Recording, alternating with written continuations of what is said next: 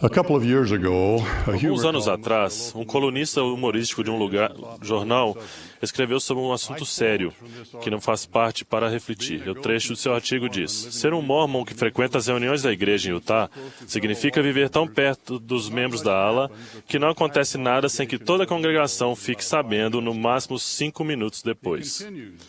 Ele continua: esse tipo de vida em que todos nós estamos muito próximos pode ser intrusivo, mas acaba sendo também uma das maiores forças. O autor prossegue dizendo: no trabalho de terça-feira, peguei o noticiário do meio-dia.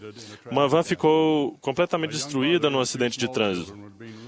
Uma jovem mãe e 2 crianças foram levadas às pressas para emergência de um hospital de helicóptero e de ambulância. Horas depois, fiquei sabendo que a van pertencia ao jovem casal que morava do lado da minha rua, Eric e Gina Quigley. Eu não vejo só os Quigleys na igreja, mas como também jantamos com eles numa festa do bairro antes do acidente. Nossos netos brincaram com as filhas deles, Bianca e Miranda. A menina de 14 meses, Miranda, teve ferimentos graves na cabeça e morreu 3 dias depois no hospital de crianças da primária. A curiosidade dos membros da ala de quererem saber tudo acabou sendo uma bênção.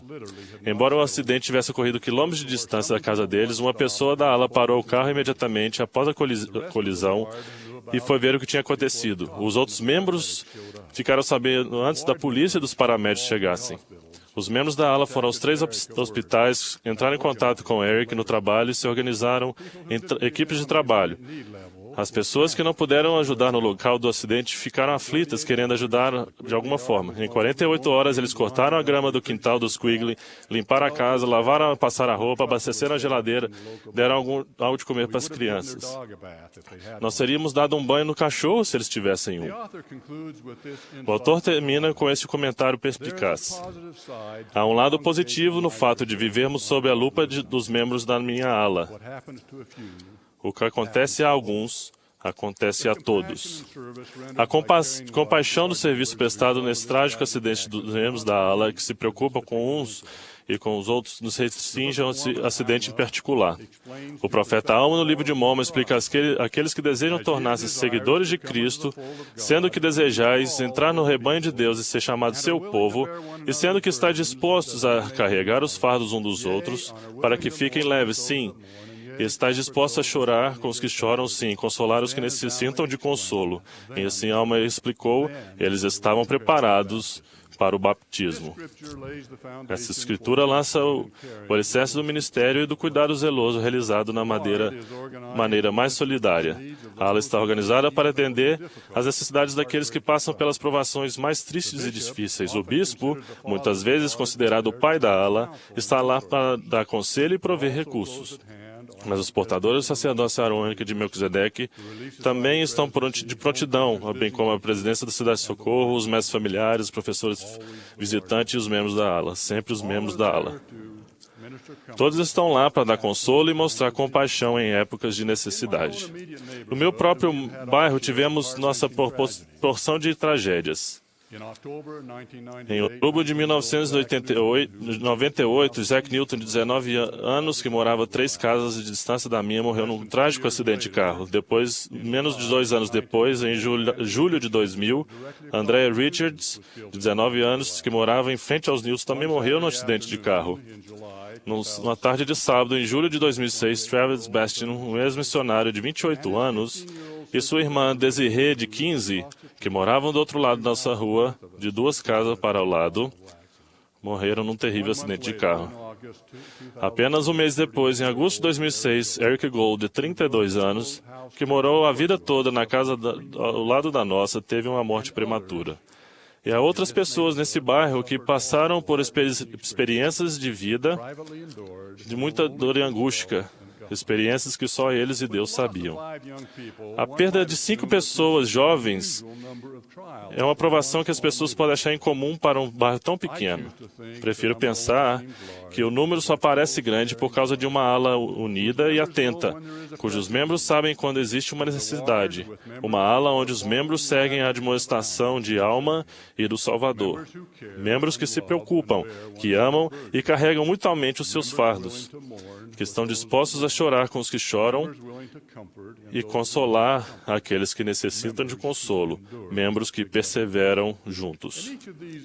Em cada um desses acidentes, a demonstração de amor, serviço e compaixão são coisas inspiradoras para todos. O bispo esteve presente. Os mestres familiares e as professoras visitantes puseram seu trabalho. Os coros sacerdócio Arônico e Melquisedeque se organizaram para atender as necessidades, tanto físicas e espirituais. Cortaram a grama, os arbustos, as cercas foram pintadas e o ombro amigo foi oferecido aos que choravam. Os membros estavam em toda parte. Em cada um desses exemplos, as famílias que perderam um ente querido mostraram uma fé ainda maior. Mais amor pelo Salvador, mais gratidão e expiação e agradecimento sincero por uma organização que atende às mais profundas necessidades emocionais e espirituais dos membros. Essas famílias agora falam sobre como conheceram o Senhor na sua diversidade. Eles mencionam muitas experiências gratificantes que tiveram por causa do pesar. Testificam que da dor pode vir bênçãos. Louvam o Senhor e fazer eco às palavras de Jó. O Senhor o deu, o Senhor o tomou. Bendito seja o nome do Senhor. Por levarmos os fardos uns dos outros como os membros da unidade, aprendemos várias lições. Primeiro, a organização do Senhor está totalmente preparada para identificar e cuidar daqueles que passam pelas mais desesperadoras necessidades espirituais e emocionais. Segundo, a diversidade pode aproximar-nos de Deus, proporcionando renovado e profundo apreço pela oração e pela expiação, que encobre a dor e o sofrimento em todas as suas manifestações. Terceiro, os membros que passam por experiências trágicas em sua própria vida, de muitas vezes sentem mais capacidade de amar, de ter compaixão e de melhor compreender. Eles se tornam as primeiras pessoas e muitas vezes as mais eficientes de dar consolo e mostrar compaixão pelos outros. Quarto, uma ala, assim como a família, fica mais unida quando os membros perseveram juntos. O que acontece a um, acontece a todos. E o quinto e mais importante de todos é que talvez seja cada um de nós passa a ser mais compassivo e importar mais com os outros devido às próprias dificuldades e podemos assim perseverar juntos. Alegro-me por pertencer a uma organização tão amorosa e prestativa. Ninguém sabe carregar melhor os fardos uns dos outros, chorar com os que choram e consolar os que necessitam de consolo. Prefiro dizer que perseveramos junto. O que acontece a um, acontece a todos. Perseveramos juntos. Que sejamos sempre instrumentos para aliviar a carga um dos outros. É a minha oração. Em nome de Jesus Cristo. Amém.